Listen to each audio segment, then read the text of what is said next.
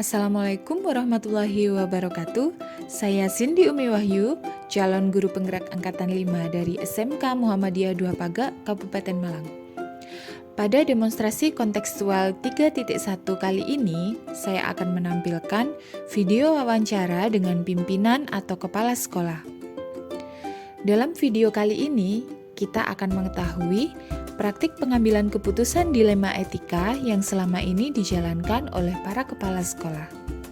Langsung saja kita saksikan videonya bersama-sama.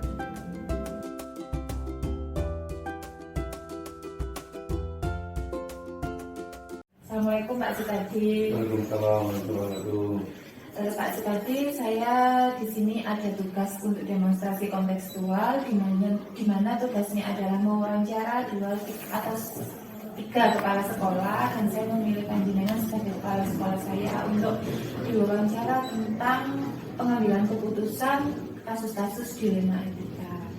Dilema etika itu seperti ini Pak Kadi. Jadi jika ada dua situasi, di mana dua situasi itu jenengan harus mengambil salah satu, mau tidak mau, itu keduanya sama-sama benar. Jadi jenengan pilih option A itu benar, jenengan pilih option B itu juga benar, itu adalah dilema etika. Nah, untuk pertanyaannya Pak Kadi, langsung saja, bagaimana Pak Sukadi dapat mengidentifikasi kasus-kasus yang merupakan dilema etika atau bujukan moral? Jadi selama ini tuh jenengan bagaimana cara mengidentifikasi kasus-kasus tersebut? Baik, terkait dengan kasus-kasus dilema etika yang dengan tanyakan, itu kami mengambil sikap pertama dengan aturan sekolah dulu. Nah, aturan sekolah itu diambil terkait dengan apa-apa yang harus dilakukan. Ini contohnya kasus anak-anak ya, tadi mungkin sedikit kita berbincang contohnya kasus anak prakelin. Pertama, prakelin itu memang dilaksanakan atas tanggung jawab sekolah, tapi tidak lepas dari peran serta orang tua siswa. Nah, ketika pelaksanaan prakelin itu sudah dibagi per instansi, kemudian sudah melakukan kegiatan di tengah-tengah, kemudian teman prakelinnya itu motor, berarti terkait dengan anggaran kos dan macam-macam yang biasanya itu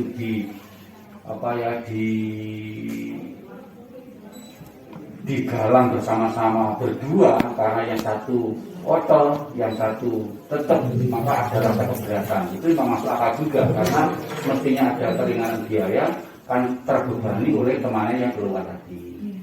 Nah, karena itu juga rasa tanggung jawab orang tua, maka ketika itu diteruskan, orang tua akan merasa berat. Ketika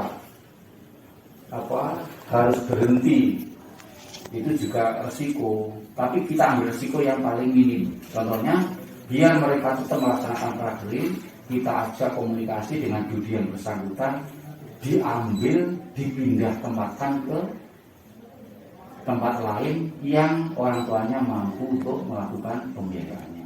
Jadi tidak tempatkan, biar mereka tetap menjalankan separuh dari jangka waktu dia prakelin. Tapi harus ada pembicaraan yang serius dengan judi yang ditempati. Nah, itu mungkin mengambil resiko yang paling minim. Ketika nanti diteruskan, bisa juga dia mau karena nggak mampu bayar kos.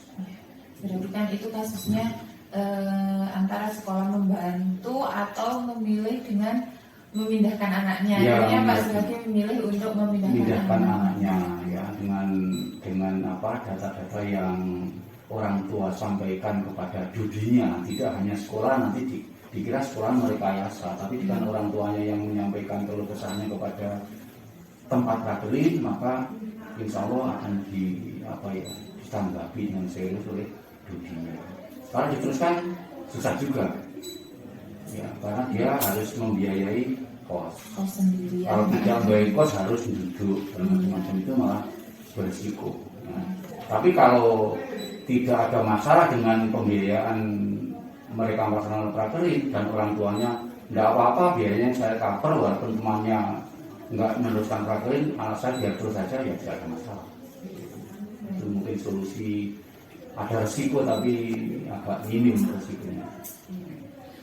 Kemudian Pak Kadi, bagaimana Pak Sukadi menjalankan pengambilan keputusan di sekolah ini, terutama untuk kasus-kasus di mana ada dua kepentingan yang sama-sama benar atau sama-sama mengandung nilai kebajikan. Jadi bagaimana selama ini Pak Kadi menjalankan pengambilan keputusan itu? Yang pertama, kami pasti akan koordinasi dengan waka-waka yang terlibat langsung di bidang itu. Kalau itu anak prakelin berarti ada kaprodinya. Kalau itu tentang siswa pasti ada wali kelasnya, ya.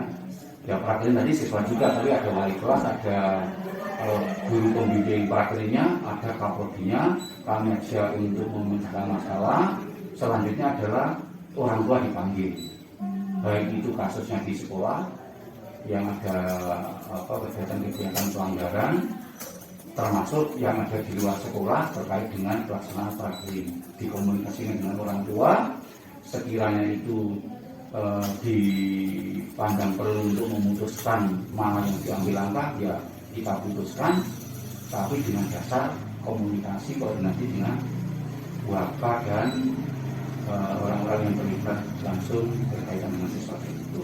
Oke, berarti selama ini Pak Kadi mengambil keputusan itu tidak secara individu ya, dari tidak. diri Pak Kadi sendiri, Ya, tetapi ya. dengan berkolaborasi dengan orang tua, wali kelasnya, wali kelas, guru pembimbing dan kaprodi, dengan orang-orang yang terlibat dalam kasus ya Pak ya. Dan tentunya dengan tempat mereka punya masalah. Nah, kalau masalahnya di prakelin, dari tempat di prakelin ya diajak di komunikasi yang sana. Baik Pak Kadi, kemudian langkah-langkah atau prosedur seperti apa yang biasa Anda lakukan? Tadi sudah dijawab ya Pak ya, berarti yang pertama berkoordinasi dulu dengan pihak-pihak yang berkepentingan, baru Pak Kadi bisa memutuskan. Baik. Kemudian hal-hal apa saja yang selama ini Pak Sukadi anggap efektif dalam pengambilan keputusan pada kasus-kasus dilematika? Hal-hal yang efektif pada saat jenengan mengambil keputusan itu apa? Yang sangat efektif adalah pemanggilan orang tua. Itu lebih utama, pemanggilan orang tua. Jadi kalau berkoordinasi dengan pihak-pihak yang terkait tadi hanya sebatas landasan untuk memanggil orang tua. Jadi yang paling utama adalah orang tua dikasih tahu apa kasusnya, benar-benar etika apa itu sebagai dasar disampaikan ke orang tua. Kalau sebelum ketemu orang tua, saya kira belum efektif. Ya, itu kan untuk kasus-kasus yang berhubungan dengan siswa ya Iya, Pak. iya. Kalau kasusnya ini hanya intern, mungkin guru-guru dengan kasusnya itu antar sekolah, warga sekolah gitu, kan tidak ada hubungannya dengan orang tua. Iya, iya. Itu biasanya yang paling efektif Pak Kadi dalam pengambilan keputusan bagaimana? Satu, kita ambil kasus yang terjadi itu dengan visi misi atau tata tertib sekolah. Kalau ada guru pelanggaran mungkin ya, ada yang guru itu ada pelanggaran, tapi guru itu punya modal pernah membesarkan SMK. Tapi antara kasus yang dihadapi dengan kasus yang dihadapi nilai negatifnya dengan positifnya itu kita pertimbangkan. Kalau kasusnya itu hanya kecil, tidak setimpal dengan dia mengembangkan SMK ini, mungkin masih agak ada semacam SP1, SP2 gitu. Tapi kalau kasusnya itu melebihi dari perjuangan mereka dan itu etikanya sangat tinggi, etika mungkin pelanggaran etikanya sangat tinggi, ya langsung kita bawa ke yayasan. Ya, ke yayasan. Jadi kita dinaungi oleh yayasan. Ya, bisa itu pimpinan cabang, bisa itu pimpinan daerah. Ketika sudah sharing seperti itu, baru kita ambil sikap. Oh, mereka dinonaktifkan. Oh, mereka dipanggil untuk diberikan peringatan-peringatan tadi. Jadi sejauh mana pelanggaran itu dinilai, kalau tadi ada jasa, Pak ini mulai awal sudah membesarkan SMK, tapi kok kejadian seperti ini, nah itu nilainya dilihat dulu sejauh mana. Kemudian Pak Kadi selanjutnya hal-hal apa saja yang selama ini merupakan tantangan dalam pengambilan keputusan pada kasus-kasus dilema etika. Dalam jenengan itu proses pengambilan keputusannya itu tantangan yang jenengan hadapi itu apa Pak? Etika yang terkait dengan siswa tadi. Iya, kalau dengan siswa Dengan tadi, siswa, iya. tantangannya adalah ketika tidak ketemu negosiasi pembicaraan dengan pihak-pihak terkait, kemudian harus mengorbankan siswa, itu sebetulnya secara hati kecil itu kasihan. Dia nggak bisa melakukan prakterin, dia nggak bisa melakukan sekolah, kan berarti fungsi dari lembaga sekolah ini ingin mencerdaskan anak bangsa kan berarti putus.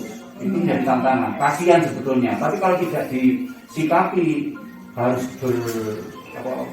bertindak untuk mengambil keputusan, ya dilemanya lebih parah lagi, mengenal kepada peraturan-peraturan yang lain.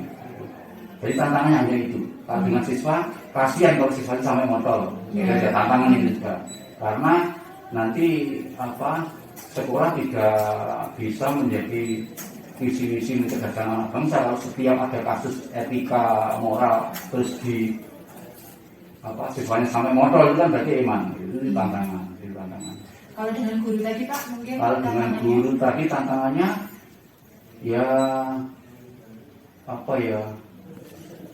sebetulnya pada sistem kemanusiaannya saja, sistem kemanusiaannya, istilahnya mau diambil sikap, contohnya kalau sampai dinonaktifkan, sebenarnya kasihan dampaknya.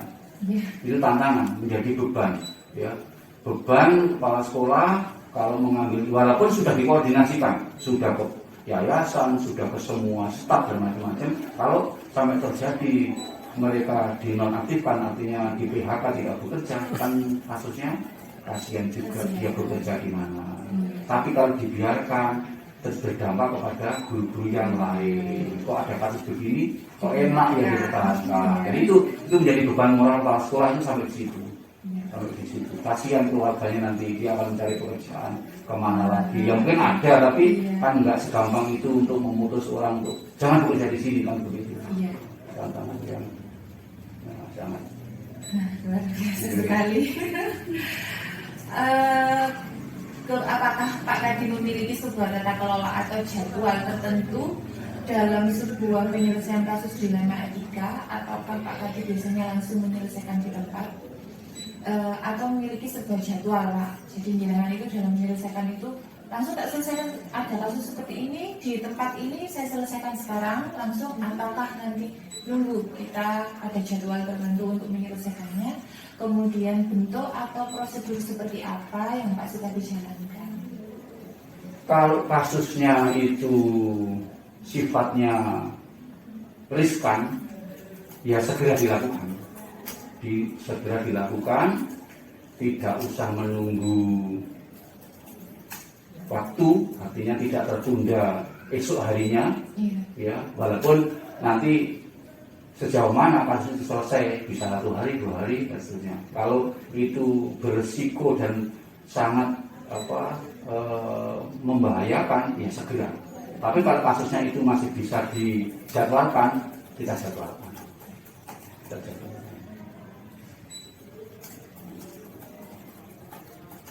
Jadi tidak tentu ya Pak, kita melihat kasusnya dulu, seperti apa, seberat apa. Ya, kalau ada informasi masuk, kemudian kasusnya umpamanya pencemaran nama baik lembaga, ada informasi masuk, kan nggak langsung dipanggil orangnya, cari sumber dulu, ini dari mana, cari fakta, baru kalau sudah jelas panggil, kan berarti butuh waktu itu. Ya. Tapi kalau kelihatan orang ini hari ini kok begitu, nah itu kan berarti, dan ini resiko, dan buktinya sudah pasti.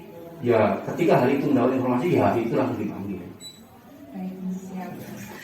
Kemudian adakah seseorang atau faktor-faktor apa yang selama ini mempermudah atau membantu jenengan dalam pengambilan keputusan dari kasus-kasus dilema etika? Adakah orang-orang yang membantu jenengan atau faktor-faktor yang membantu jenengan untuk pengambilan keputusan?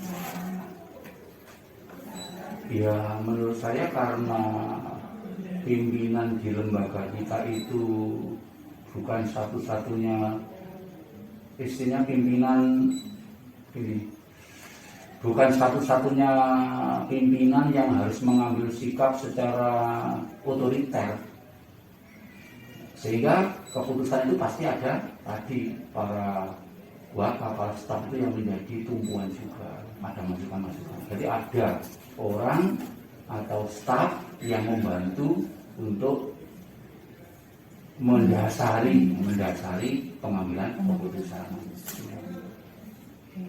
Yang terakhir Pak Kadi, dari semua hal yang telah jenengan sampaikan ke saya, pembelajaran apa yang dapat Anda petik dari pengalaman Pak Sukadi mengambil keputusan di dalam etika, pelajarannya selama ini mengambil keputusan itu ternyata seperti ini, pelajaran moralnya apa yang Pak Kadi dapatkan dari pengambilan keputusan?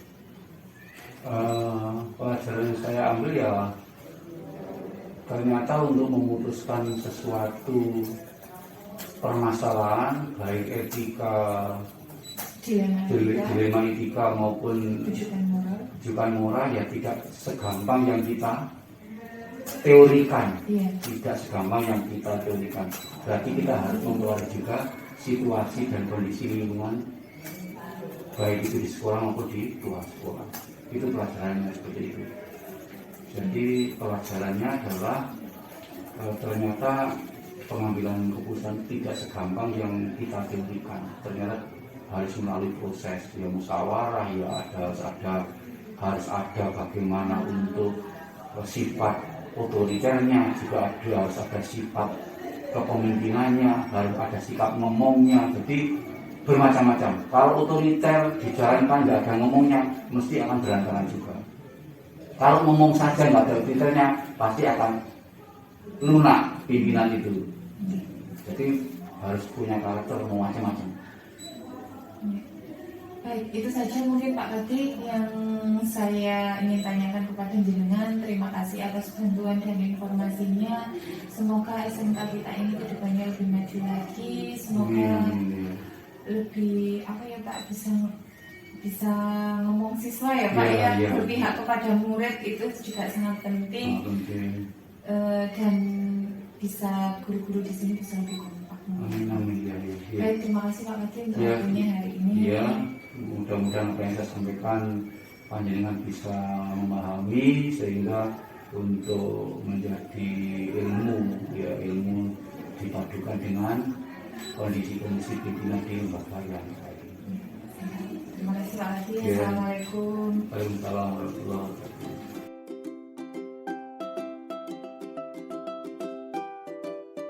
Assalamualaikum Pak Arif. Saya sendiri Pak calon guru penggerak anak dari SMK Muhammadiyah Bintara.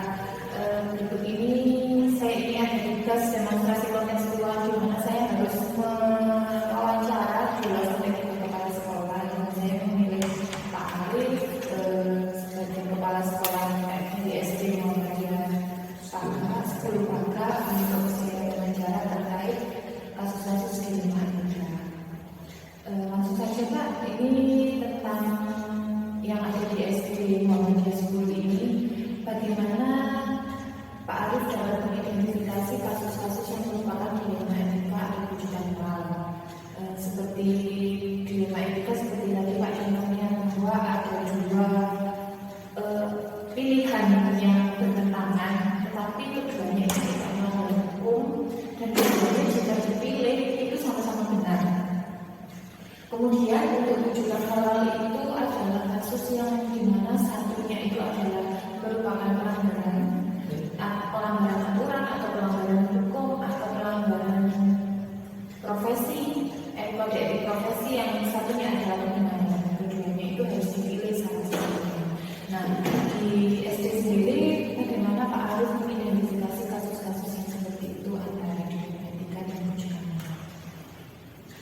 Terkait dilema etika di kami, mungkin ini nanti juga saya juga ada terjadi seperti ini di lembaga kami di Muhammadiyah 10 Kakak itu beberapa waktu lalu ketika ketika pelaksanaan asesmen nasional berbasis komputer di kelas 5 itu memang terus terang ada beberapa anak, termasuk 1 atau 2 anak itu yang seharusnya anak tersebut mengikuti kegiatan tersebut. Jumlah siswa di kelas kami itu di kelas 5 jumlahnya 32, yang harus melaksanakan itu 30 anak, yang 2 cadangan. Nah, sedangkan yang di cadangan tersebut ada anak-anak yang mampu melaksanakan asesmen, tapi di antara 30 itu ada yang belum mampu. Saya katakan belum mampu karena mohon maaf, di kelas tersebut ada istilah anak yang memang faktor usianya sudah mumpuni, segera kami keluarkan atau kami lulusan di SD terkait baca tulisnya itu memang belum sefase anak-anak yang lainnya. Jadi pada anak 30 tersebut ada 2 anak yang kami tukar dengan anak yang 2 sisa sebagai cadangan tadi untuk kami masukkan sebagai pelaksana di anak-anak cadangan tersebut. Itu karena memang terkendalanya 1 anak tersebut bacanya belum pasti, kemudian belum lancar, terus menyerap materi pun termasuk materi literasi numerasi, dan numerasi itu dalam hal penjumlah pengurangan itu pun belum maksimal. Itu masih dalam proses kami untuk istilahnya penambahan materi-materi ke anak yang 2 tadi untuk supaya bisa mengajar anak yang lain seperti itu. Jadi masalahnya di sini anaknya ini masuk kuota AFBK, tetapi anaknya belum mampu baca tulis. Dan jadi akhirnya ada 2 cadangan, jadi akhirnya jadi itu termasuk dilema kita ya Pak ya. Kemudian yang kedua, bagaimana Pak Arif menjalankan pengambilan keputusan di sekolah ini, terutama untuk kasus-kasus di mana 2 kepentingan sama-sama benar dan sama-sama mengandung nilai kebajikan, seperti yang tadi Pak Arif angkat tadi, kasusnya adalah yang AMBK, anaknya itu tidak bisa, belum bisa baca tulis, tetapi harus melaksanakan AMBK. Itu kan dilema sekali nanti kalau anaknya ini mengikuti AMBK, hasilnya juga tidak mungkin maksimal. Kalaupun anaknya tidak mengikuti AMBK, kita juga benar. Nah, itu bagaimana Pak Arif menjalankan pengambilan keputusan itu, terutama kasusnya seperti itu? Yang pertama, kami sampaikan kepada wali muridnya supaya wali murid itu merasa terpayomi dan merasa juga anak tersebut tidak kami sisihkan. Yang kedua, anak tersebut tetap kami ikutkan dalam kegiatan AMBK, jadi masuk, jadi sebagai cadangan itu pun anak juga merasakan bagaimana nikmatnya mengerjakan AMBK. Tadi kalau boleh tahu, tadi akhirnya anaknya di ini ya Pak ya, ditukar dengan cadangan. Iya, ditukar dengan cadangan, tapi tetap masuk. Jadi dia tetap mengerjakan sejenak, baru dikasih siswa yang tapi kadang juga masuk di kelas itu dipanggil supaya si teman yang sudah bisa membaca tadi nantinya di samping sini tadi bisa mendengar ya kata-katanya kalimat seperti ini. Setidaknya dia juga ikut menikmati dari pengerjaan itu. Baik. Kemudian langkah-langkah atau prosedur seperti apa yang biasa Pak Arif lakukan selama ini untuk memecahkan masalah di rumah ini? Itu langkah-langkahnya bagaimana? Sesering mungkin kami komunikasi dengan Bapak Ibu Dewan Guru, terutama kalau di SD kan wali kelas. Wali kelas itu selalu mendapat informasi sekaligus masukan-masukan untuk bisa koordinasikan supaya bisa teratasi sekecil apapun masalah kami harus mendapatkan dari wali kelas, kemudian wali murid. Karena wali murid adalah orang yang pertama kali kami hadapi, entah itu permasalahan yang baik ataupun permasalahan yang mungkin enggak baik. Kemudian Pak Arif, hal apa saja yang selama ini Pak Arif anggap efektif dalam pengambilan keputusan pada kasus-kasus di dalam mereka? Langkah-langkah yang hal-hal yang dianggap efektif untuk pengambilan keputusan. Mungkin dengan sering komunikasi dengan Bapak Ibu Dewan Guru. Komunikasi dengan Bapak Ibu di situ akan menemukan mungkin solusi-solusi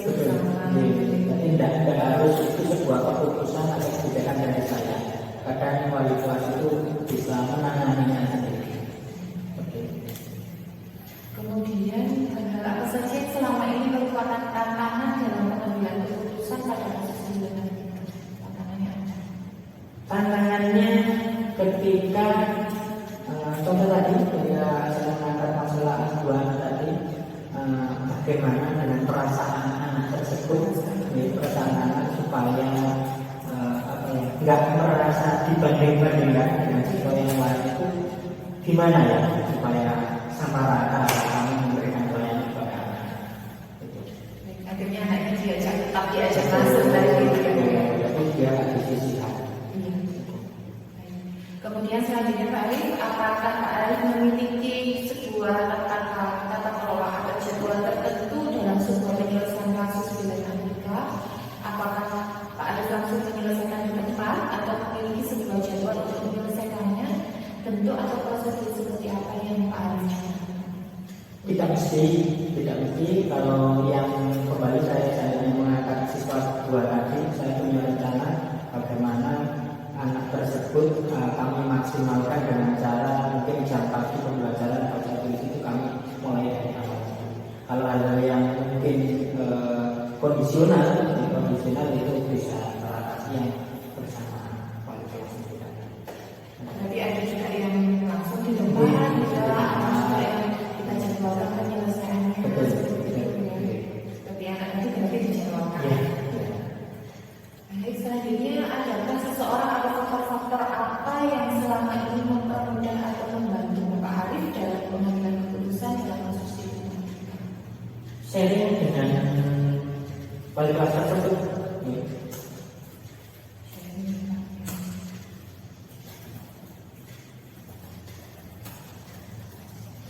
Berarti para wali kelas ini ya Pak, anak SD, karena SD itu banyak relasi yang besar.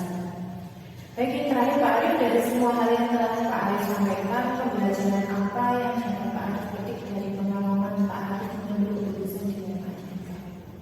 Selalu mengajak anak-anak untuk berdisiplin, terbaik, mulai dari hal yang kecil, sekecil mungkin yang itu baik untuk anak-anak.